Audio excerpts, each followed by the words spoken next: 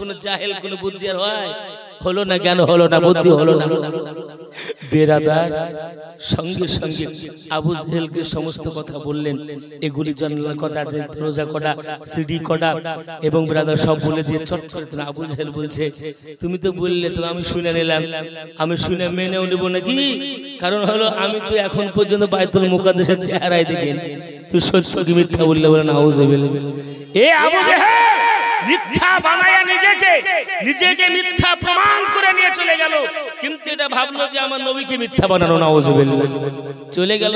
রাস্তার পথে হযরত আবু বকর সিদ্দিক রাদিয়াল্লাহু তাআলা আনহু চলে আসছেন। তা আবু জেহেল দেখে বলছে, এ আবু জেহেল বলছে, আবু বকর, আর জানো তোমার নবী বলে আজকে বাইতুল সিদরাতুল মুনতাহা, কাবা কাউসাইনি লামাকা, সিদরাতুল মুনতাহা থেকে নে, এ বিরাদার নিজের গৃহে থেকে, এ মক্কা শহর থেকে আজ রব্বুল আলামিনের সঙ্গে দিদার করেছে। বলে তাই বলেছে নবী নাকি অন্য কেউ? বলে নবী পাক বলেছে। তাই নাকি? তাই নবী বলেছে? বলে হ্যাঁ। তো যদি নবী বলে থাকে সাবতাক্তা ইয়া রাসূলুল্লাহ, আবু জেহেল আমার নবী জোরে বলবে সেটা সত্য মিথ্যা নয়, জোরে বলুন সুবহানাল্লাহ। এ সত্য বলেছে।